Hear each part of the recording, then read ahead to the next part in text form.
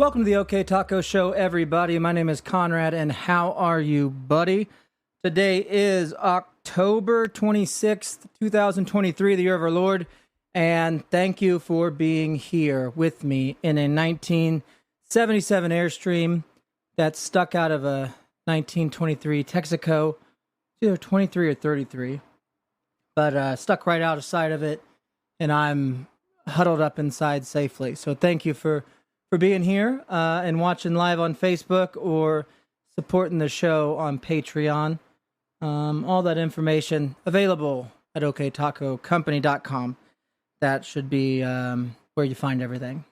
So, today is Thursday. Sorry, I didn't get to you last night. I did come here to do it. I did come to the shop to do the show last night, but I left my computer in my satchel. One of the bad things about having a satchel is it's the exact same thing as having all the other items, only you put all of your crap in there, forget you put it in there, and then leave the thing.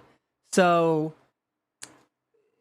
it helps in one way where it's like, I should put all my important stuff in my satchel.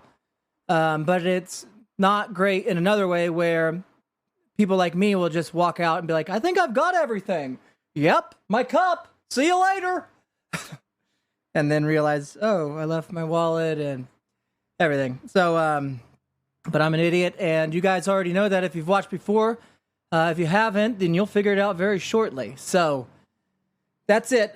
We've been closed all week. That is what the sign says on the front door.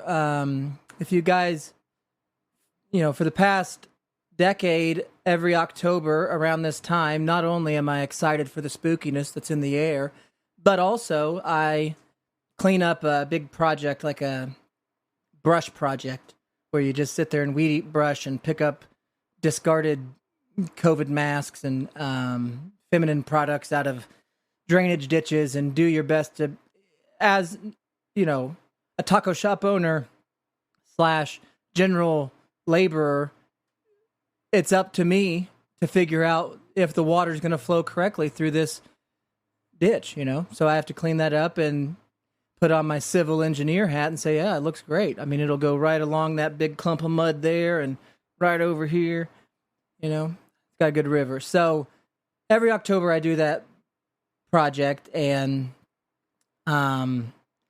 it's not been a fun one. It always has memories. I always have memories doing it. It takes me by myself about 4 days to do, depending on the extent. Again, it's all to my discretion on what I think my value is, basically, on what they're going to pay me. Because they don't seem to care one way or the other how it looks, but they leave that up to me. So it takes about 4 days, maybe 4 good days, to get it all cleaned up the best you can. And last year was probably the worst one I've ever went through. So that was the one that Jonah got his concussion and got hurt at school playing dodgeball. So I was up there, and I was like in day 2, and then I got that phone call, and there was nothing I could do being that far away to help. So I finished the day with, it was probably the worst day you could have, one of those kinds of days where you're worried about your kids. And so I finished the day, and then I drove back home to Prague and checked on them and, slept with them, and then got up and drove back and finished it with all that weighing. So, and then the year before, I think, was the year I got COVID, or that might have been even the year before that. I don't know. They all kind of run together. The concussion could have been 2 years ago. Maybe it was. But that's what this project brings up all these memories, and it's a whole thing. I've been trapped in the ditch before. I mean, it's just a thing. It's like a challenge that, those people that are like in the ice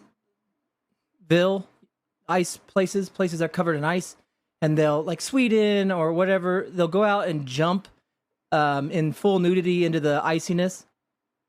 It's kind of like what this project is. I know it's coming. I know exactly, about as worse as it can be, lived through it, but you still expect it every year. And so it's actually got 2 days down on it already, so we're doing pretty good, and I'm going to head back up tomorrow or tonight to Kansas to finish it. But I want to come back down not only to see my family and check on the shop and do some things that needed to be done that couldn't be done while I was cooking. The whole point of what we're doing here in Davenport and what we've been doing prior to that with Shannon and I, and I'll include all of the other guys that have been at least in the little universe that I had built with podcasting. Now, all of those, every one of them, including myself, have had different careers and some of them different marriages and some of new kids and this whole thing since 2010. And we've all just shared our stories of basically trying to get through, in the middle, you're middle income, maybe if you're lucky, middle of the country. So you're out of touch with the coast and so nothing makes sense to you anyways, that kind of thing, at least what people are talking. We're in the middle. And so we do this show to address those things in our own unique perspective. And so that's why the show started. I'd always wanted to do a show. I'd done, when athletics was over and I'd spent so much time on the back of a lawnmower day after day listening to idiots chatter about the same subjects over and over again incessantly. It's like, I can do better than this. And then podcasting was born, and I started listening to a few shows, and I told everybody around me that this is what I'm going to do. I'm going to do this. And all of those people smiled like they still do. I'm like, well, do what you want, and whatever. I don't get it. And that's okay. But some people did get it. The guys I mentioned before, people caught on. And so after starting it in a room in Hayesville, Kansas with my brother, Thick James, as my producer, moving it, then just people becoming aware of it and being involved in it and it being a fun escape to do. Well, the moment all that got tripped up was the moment that I wanted to pursue it as somehow a career, and not knowing how to do that and still not knowing how to do that. I looked for anybody that was down, and Shannon was always down to help that and also whatever could be done. But I think that there was the biggest miscommunication that ever happened or ever could be is the fact that somebody thinking they're going to shift me into what they want me to do. I can't. It's not how I'm built. I'll do the things that I have to do, but I can't shift. And so the idea is, rather than how do we grow a show, how do we grow a podcast, how do we do it? Instead of that, it was, how do we do something that people already know? And that's why we went with a food truck and tacos. And the funny thing is, the only two idiots that didn't know shit about that were the two that were running it. And so, we went through all that, and you learn as much as you can, and we still don't know shit.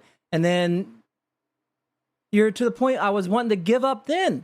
I was so sick of it. I didn't want to make tacos for people because people didn't care about why I was doing it. And the whole reason I was doing it was for this show or any show. Just a place that it felt like people understood what I was saying, because I look at it the same way they look at it. But there's nobody out there speaking for us, or at least I can't find them. And so it's like, I wanted that. And we found, but you couldn't find a way to connect making an income, being a nobody, like every idiot that has a podcast. You can't find that balance if you don't have any experience, and you also don't know where to jump, and you don't know where to go, and you don't know where to put your money, because everything's a scam. It's all online crap. You don't know what to do. And so we thought, well, if we can go meet these people and show them something, show them what we're about in one way, maybe they'll support what we do the other way. Maybe that's how it will go. And unfortunately, it wasn't that. There's a few that get it. But for the most part, people just want to eat. And I understand that. You know what I mean? I wouldn't want to go to a restaurant and have the person at the restaurant telling me to listen to their podcast. I would say, I just want to eat my burrito. Can you give me the damn burrito, please?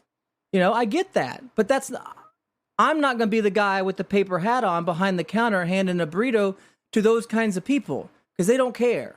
They don't notice that it's $3 still. They don't notice that meat's $45. They don't notice that there's no way. Nobody does, and they shouldn't. It's not their job to. It's their job to come in and get the burrito. That's true. Well, here's the thing. I ain't cooking it no more. So what I'll cook here is this. I'll cook in here. That's what I am supposed to do. I am here to talk on this in some way. If my cousin was here with me, that'd be great. I've reached out to him. He's never reached out to me. I've apologized. He's never got back to me. I don't know if it's supposed to be him and I because it doesn't seem like it because he's not here. It's just me.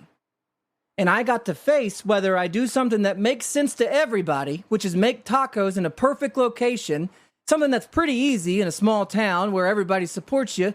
But if you can't do it because it ain't lining with who you are, then what the hell's the point? And it ain't me back there. So it's over on that. Now, people have already wanted to come in and, you know, they're circling. Everybody gets to circling. There's an opportunity. Of course. You think I didn't see that? Got hit with it. I get the opportunity. But there are people out there that love to do things. People love to cook. My wife loves to bake. I cannot stand it. I can't believe that somebody would go through that much effort and dirty so many dishes for something that I feel like I shouldn't even be eating. You know, a cupcake or whatever it is. I never understood it. But she loves it. She's like, I just get joy out of doing it. I like to do it. People like to make tacos. I get joy when I hand them to somebody for free. When I give them to Damien or somebody comes in and doesn't have enough money and I get to give it to them. That's what gives me joy. But I don't get to do that and also not charge much and also think that that's what I can do and make money. I don't make any. Everybody knows that. In order to make money, I got to go do other stuff to pay for this. Well, if I'm going to do other stuff, I'm going to take my time and go do that stuff so I can tell you about it when I do this show. And so that's kind of the plan. That's kind of where I'm headed. It's just a lot. And it's been a lot, but it's not in the sense that people, I guess, think. It's a tremendous undertaking to get into any restaurant service. It's a tremendous undertaking to take a risk on yourself, no matter what you're trying to do. You could just be washing window, you wash automobile. It doesn't matter. What people think is simple because they take care of for themselves in their own lives. And they think, well, that must be simple then. They don't understand that for those who can't do that, you provide that service. And that's a hell of a way to live. So, I don't know where I was going with all that. It's been a lot. And that's where I was going. I knew that there is no way to not, unless you're completely unaware, there's no way to not understand the amount of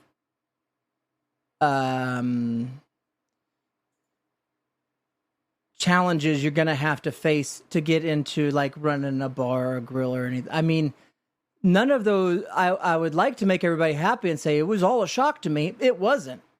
In fact, that was the biggest anxiety going in. I knew what shitstorm was headed my way. I felt it coming and it came. But then you get through it, and then you think, well, okay, let me adjust, and let me figure it out, and let me get through it. And then you go, and you go, and you go. And everybody's pitching in. My wife, my brother, my kids, everyone is pitching in. Everybody's trying. But the moment you get to the point where you go low. So say we're at the bottom as far as sales, which I don't give a shit about. But that's if you wanted to legitimize the argument for a financial brain to make sense. We're not making no money. We don't cover what we buy. We got to throw it away. And we don't have enough customers. And that's not enough money. Now, that all makes sense, and if this was all I did for a living, that would all ring true in my own head. But it doesn't, that part wasn't the part that bothered me. The part that bothered me is I know how to make more money selling tacos. I know how to market myself and what we do here in a way that can draw more customers. I could be as crazy as just putting a sign up. I know that seems wild, but I'm also aware that I haven't done it yet, although many people like to come in and remind me. The fact that the fear of doing all that, because the misery that it brings upon all the people that are willing to pitch in to help me, and at the end of it, all I think is, well, great, we made money. I don't care. That's never been what I cared about anyways. It's not, I want to have enough. I want to have enough to feel like everybody I care about's safe. That's about it. And I don't know what that number is, and I've never had it. So that's the part of money, but anything, I don't care.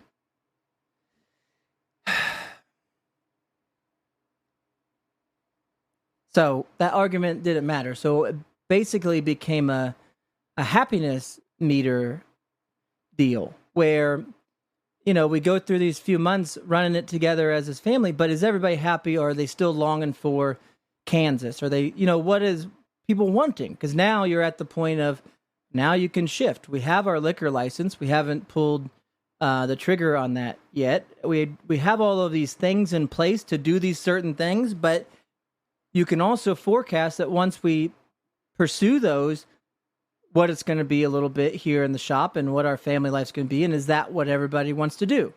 And the resounding answer to all of that was no, they did not want to, which is understandable. It's not why any of us got into it. My wife and kids will follow me anywhere as I'm chasing what I'm doing right now. But my wife and kids won't follow me anywhere as I'm trying to perfect a job that I don't even know how to do and trying to teach it and make it a real thing. Well, ta-da, I can do that. I could do it with anything, because all that comes down to is being willing to take a beating. Can you take a beating? Yes. And so once you get through that beating and you start recovering and licking your wounds and moving forward, all of it can be, you can start to forecast and start to see that if you pull this string, this happens. If you do this, that happens. If you do this, and all of those things that you're pulling are more responsibility for you, but you're wanting to make a living, right? You're making money, whatever. Grow. Well, I'm not. I want this to grow. People coming in to eat tacos don't help this one bit as much as it should. And it should be the other way around. This should be helping that. And the person doing that should be somebody that loves to do it. And neither, I will speak for Shannon, I know he didn't want to do that in that level, at that way. Ever. And so, and neither do I. But that doesn't mean that people don't, or there actually aren't people out there that enjoy the pursuits of a career in restaurant management and the challenges that come with such a career. So it's just not me. So if I have to, so that's where we transition, you know, we get to where we're at now. This is what this place, what we're doing now is we're shopping. We got a couple people that are looking out to find leasers for the property. So I got two options, or you got as many options as you want. I mean, and it doesn't really matter. A tornado or a fire could wipe the whole damn thing off the map, and it doesn't. So assuming we can plan, there's two options that one I don't know. So here's how they go. I bought this other Airstream that's out here. I have a homeless brother who lives with me in a shed. I'm working very hard to get him assistance from the government somehow for his mental handicaps. And once I can get him some kind of income, then initially he might stay at my house, but then I might leave him here in that other trailer. I might renovate it like I was going to do for the Airbnb, but then let my brother live in it. And then I'll come down every week and check on him and do this show. And when I'm checking on him and I'm doing the show, the place is open. Come down. It's open for people that want to watch the show. If you're not a member, you can pay $5. If you're a member, come down on the Patreon side, which is, you can find out more on the link I put, but that's what it's going to be. It's going to be a private club, private podcast club, if you want to call it, taco club, if you want to call it, doesn't matter. The people that I want to talk to will want to be here, or they won't be here at all, and it'll just be my brother, in which case that's just damn fine with me. So my plan is to come in here and do my show every week like I've always done for the past 14 years and have it play in there on the TV for anybody who wants to come watch it when we're doing it. And we'll keep people informed on social media when those things are happening. And a lot of this is going to be, got to bear with me till I can get a schedule just because of my family wanting to move back and all that stuff. But option one is that James lives basically at the taco shop as an on-site security man living in an Airstream. He wanders the grounds daily with a pit bull, chewing and talking to locals, and telling them that I'll be down every week and they're welcome to come hang out when we do the show. That's option one. Option two is, and the reason I like option one is OK Taco Show, OK Taco Company, OK Taco stays. And maybe some angel will introduce themselves to me and say that they dreamed of running OK Taco and they want to run the restaurant side and I can continue to run this side. So I'm going to throw that out there for the universe to, put in its Rubik's Cube. But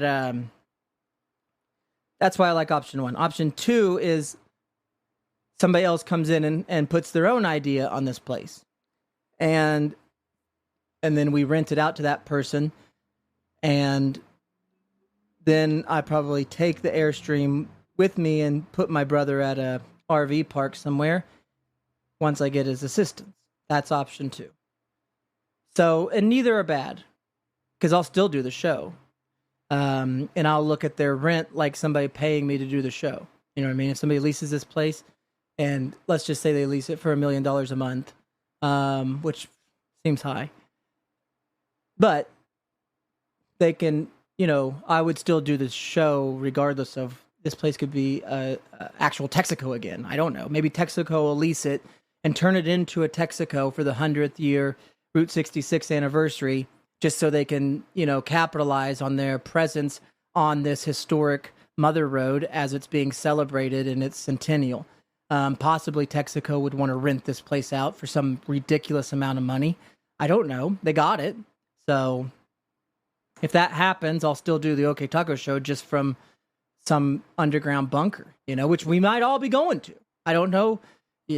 That's another thing. That's a big swing in the universe that everybody's kind of keeping one eye on. So that's option two, where somebody else takes us over. And the reason I don't like option two is because I feel with everything I have the potential for the kind of food that I sell to be very successful right here. And I feel like it would be a missed opportunity to try to take a payout. If there's some way I can continue to make it without one, to cover everything, then I would rather do that. Because I think that I know the ideas sound, I know there's a lot of maneuverability with the brand and the building and the staffing and all these different things that could be talked about. And it's not that I don't have what I think are creative ideas on creating a little restaurant monster right here, or at least a tourism monster. I think I do have great creative ideas on that, but I got ideas on, how to power cars by magnet. I got ideas about everything. Just because I have those ideas doesn't mean those are the ones I'm going to chase. So unfortunately, I'm back to the drawing board. I'll just sit here and talk to y'all on the Facebook Live, and I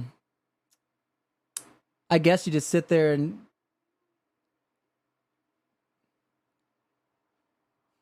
it's unfortunate. What feels most unfortunate is the amount of, I don't know how to explain it. It's like, I know how many people, it just doesn't make sense. Doing a podcast doesn't make sense. You can tell people you're going to open a taco shop and they all get it. And, it's like, it's great that you feel this little bit of support from your families and people that know, what you've done. But at the same time, when you remind them of the reason, and it's like, well, they still don't. Eventually, I got to pull the Band-Aid off and be like, I've been trying to tell y'all, I'm here to do a show. I'll do it anywhere, with anyone, for no money, probably forever. Even if I just look at it as my own therapy, then that's what I will do. I didn't want to do this show. It was, I procrastinated this show so much today that I ran like 20-something miles today. And that's probably why I look gaunt. And I ran that so I could say the word gaunt. But that's another, little message from the universe sometimes. Procrastinating is, I am not a procrastinator at all, except for the things I don't want to do. And so people who know me might think I procrastinate all the time. But if somebody says, hey, let's go hunting tomorrow, be there at 4, I'm there at 4. If somebody says, hey, help me move, bring everything you got now, I'm there. I'll drop whatever I'm doing. I have. So when it came to, hey, go cook tacos, for a lot of people that really love them, and everybody has been really great and nice and supportive on, that's the hardest thing, is knowing that you have a product that people do like. I mean, for the most part, it's not supposed to be mind-blowing. It's cheap food, and I do my best. And people, but you gotta walk away from that, because, if I knew I had to come cook, I'll go run. I just started running. Literally running away from it. And then I knew that I had to come back, so I would.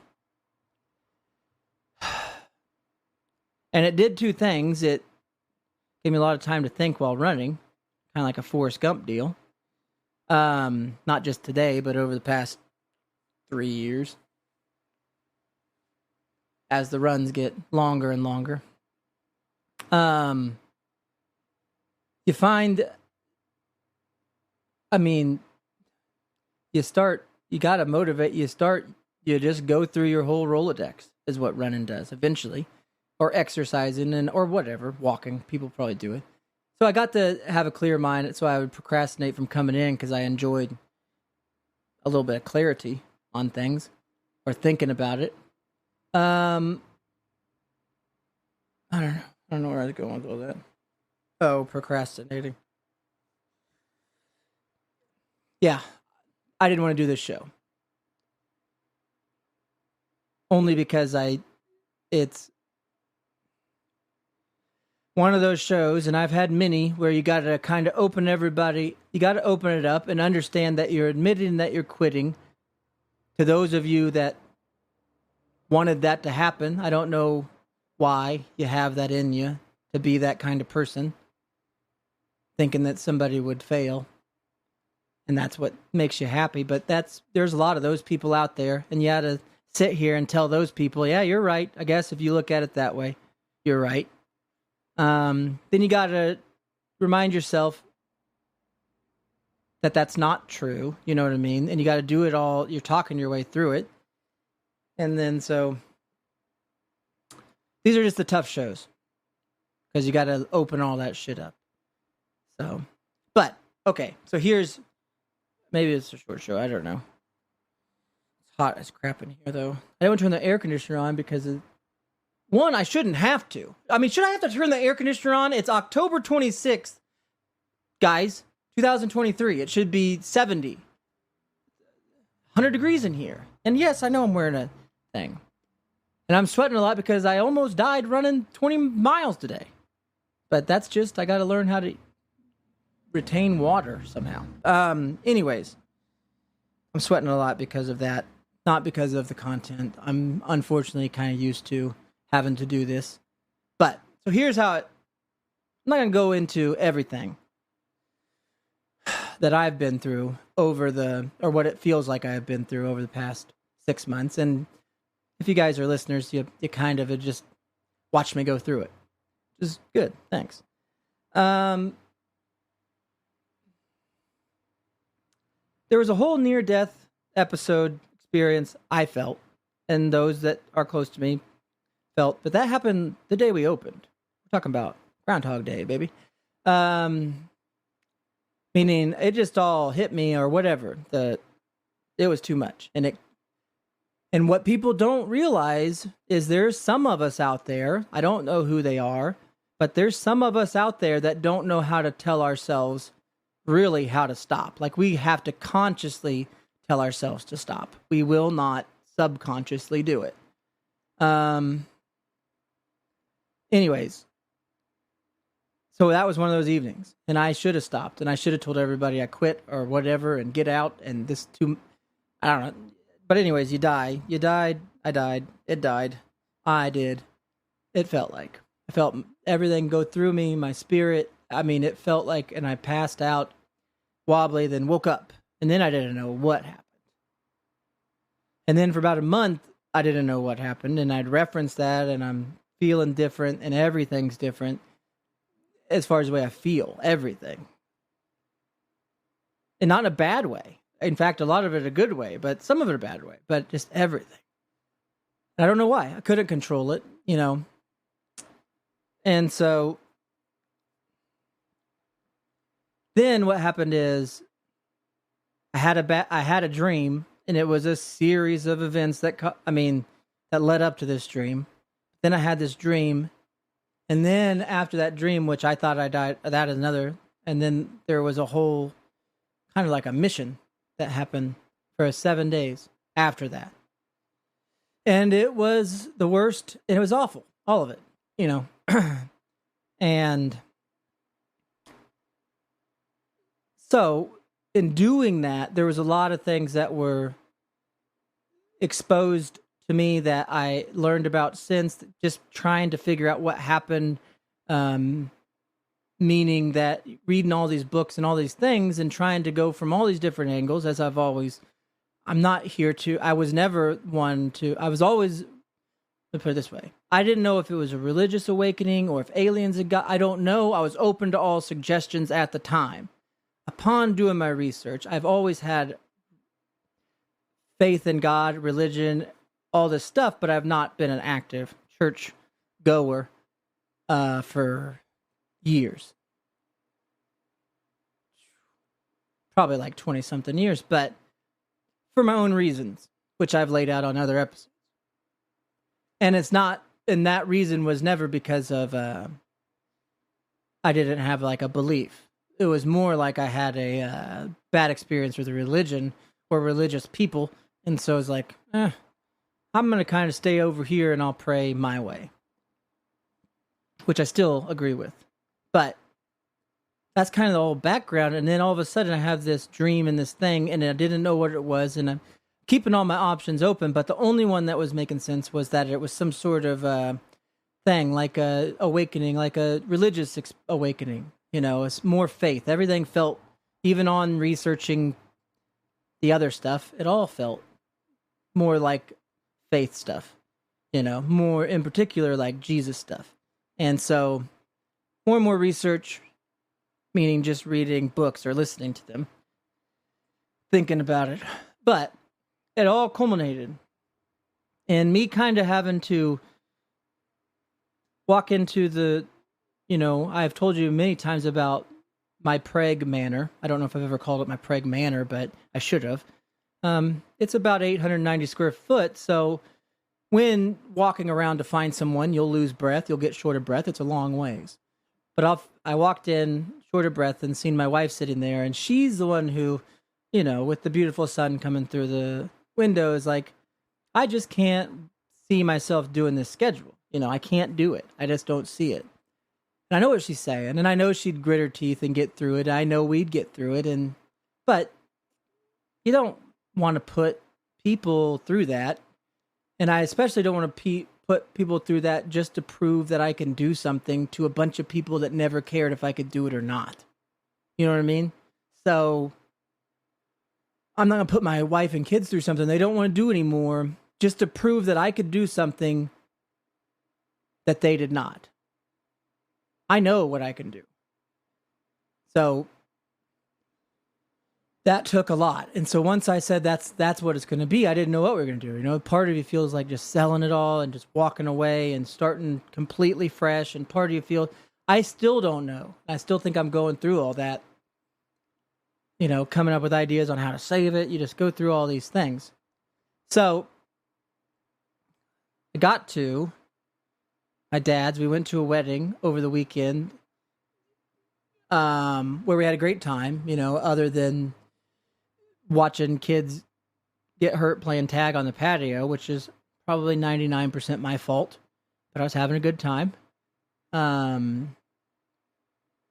But then we got back, and I'm trying to explain all this to my dad, and yeah, we're drinking, but it's not that. It's just, it all got too much, and then you got the moment of being drunk and kind of broken down, not knowing what to do. And that happened over the weekend. And I don't drink throughout the week. I usually save that for him, which is probably not what his wife or other kids want to hear, but whatever. Anyways, I saved it for him, but I saved it all up, just to kind of, and not that he hasn't been a part of this whole awakening. He has, but and that's just what I'll call it. Call it what you want. Call it bullshit. I don't care. But that happened in that evening, and then I went and laid in the flop house, which is what we call his abandoned room, where one of his children had abandoned him and moved on to college and left their mattress on the floor, flop style. So I went and flopped, and that's all I was concerned about. I was just concerned, like, what am I supposed to do? Because a lot of this knowledge, even though I'm familiar, a lot of it's new, and a lot of things, it feels like I shouldn't be knowing all these things. Feels like that, just the bad. Finally, at least a feeling come over me, like, because the biggest worry I had was, am I supposed to be somebody different? Am I supposed to come on this show and talk about religion stuff and talk about am I supposed to do that? Is that what I'm being called to do? Is it a calling? Is that what that means? I don't know shit. I'm running through my head. I'm scared because, like, well, it didn't really turn out for other people that Jesus spoke to very well back then. You know what I mean? Like, woo. But then my dad reminded me, like, well, if that's what it is, you can't control it if you do believe. And so just go. I mean, right. And so, but then I don't know, like, what am I supposed to talk about? I'm still myself, right? So one thing I've always been good about is I'll just tell you exactly what's on my mind. And I'll tell you what I believe is true and what my true, like, the way I experienced something, that's how I experienced it. There is no, very honest on these things. And then I try to do a lot of things or observe a lot of things or hear a lot of things. So I have more extraordinary things to share when I do a show. Seems logical to me, but other people are like, man, I don't understand how you do all that. It's like, I'm doing it for a reason, not just to enjoy the new stuff I see or the new people I see or the new cheeses I try. I do it so I can then tell people about it. So maybe that person that always gets cheddar does try a Munster cheese sometime. Does try a Munster grilled cheese sandwich. That'd be pretty cool. Because that's all that really matters, So anyways, what I was saying is, I had that bad night. I'm worried, and I've been worried since that dream of if there's something that I'm supposed to be doing. And so, like, in the meantime, I'll make tacos until you tell me. You never told me. Never came. And then it's like, then you get worried because at first you have all this faith, like he's going to tell me. And then all your money goes away and it's like, okay, well, he'll tell me in his own way. And obviously he doesn't care about money. Using he, insert whatever you need to make yourself comfortable. But nothing happened. Then I had that night at my dad's, and I'm laying in the flop house, just thinking that, like, what do I do with that kind of? And then finally, I've just a feeling washed over me that was like, Conrad, you are not Jesus. And I was like, I know I am not. I am Conrad. And he says, you know how I know you're not Jesus? How? Then I felt like he said, I am. Which, if you're a simple person like me, that's pretty cut and dry. I guess. Sometimes some people don't need to have it actually said. But it was like a boulder got lifted. Like, because I didn't know what was going on. This boulder gets lifted, and so then you feel like, okay, I get to be me, then that's who I get to be. That's what he just said, it feels like, so I'm going to go run with that right now. Because before, it felt like just stay the course, and he'll tell you, well, he just told me that I am me. Okay, well, here we go. So that's why I'm sitting here tonight talking to you about it on the show. They won't all, it'll go back to, or whatever. It'll go into whatever it's going to go into as far as the show goes. I think you guys know, if you've watched as many times as I've done it, I try to keep it somewhat family friendly, maybe PG-13, but I'll slip up. I get to, and I'll probably slip up more the more and more I try to just do it the way that I think about certain things. And so I don't know where to go from here. I'm glad that didn't take me all night. I mean, sometimes these conversations last hours. Ask my dad or Heather or whoever. So to summarize, basically, is Taco Shop is open as a podcast studio. It's a private club. To become a member, visit our website. All the information as we change into this will be updated, including if that doesn't work out, meaning I can't do it, just afford it or whatever. It just doesn't work out.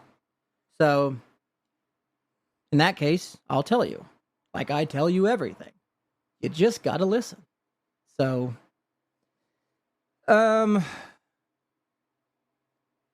that's all the heavy stuff. So we're going to be, So I'll post on Facebook when I'm doing the show. I'll post again, kind of like if you guys do want to come to the taco shop to watch on the TV in the party room as I sit in the trailer, and then I'll go out and we'll hang out, bring your own beer. I'm not following that. I'm not doing it. It's private. I'm not doing it. I don't want to sell you beer. I don't want to sell you food. Bring your own food. Bring your own damn beer. It ain't my job. Get your ass over here. My job is to do this. This is my job. Well, I don't know what to bring. Figure it out, buddy. Whatever you want, bring. If you like Tammy's chicken fried steak, please bring me one. I would love to have one. I have. It is delicious. So that's what I'll be doing. I'll come down and then in the meantime, when I'm not doing the show, I'm hoping my brother will be here to tell everybody. And I'll be up in Kansas doing whatever I have to do, like always. I'll be mowing and snow removal at first, but I don't know. I don't know if there's more. I mean, there's definitely more. There's every opportunity in the world for anyone, but I'm just saying I'm pretty satisfied right now, meaning I could do without somebody telling me what I need to be doing to grow something they don't even care about. So I'll work on the show, and you'll know exactly what I'm doing, like as always. So with that being said, guys, I don't have anything else. I mean, other than the wedding was great. We went to the wedding. It was a family wedding. One of my, what is that when your uncle, my cousin, first cousin, got married to actually a guy that come down to the taco shop one time with my Uncle Eddie and him. And so it was good to go to the wedding for Peyton. And, you know, I didn't speak or anything, but nobody asked me to. So I just played with the kids. And that's about it. I mean, the rest was doing that cleanup project like I was telling you about. So I didn't have any crazy things, and nothing crazy happened at the wedding that I know of, other than an intense game of tag. So that's it, guys. I think that's it for this time. I think I've done enough damage with this show. Just keep an eye on Facebook, social media, all that stuff. I'll post what we're doing with the building as I know, and what we're doing with the show. And like I said, I'll start posting that it's open, but it's private. There'll be a cover charge, $5, or you can just become a member and then you don't have to pay a cover. And then I got big ideas if that can actually work for things that we can do as members that are local. You know, maybe like a higher membership, like $100 a month, but you get access to the building. You know, different things. I don't know pricing on that kind of thought because I've never done it. So, but I'll let you know as it goes. And that's it. That's where we're at. That's why. That's the reasoning. If Shannon sees this, hopefully he does. I doubt it, but then he'll know that it's time for him to come back and let's just do the show. If he doesn't want to, then I may never. It doesn't matter. But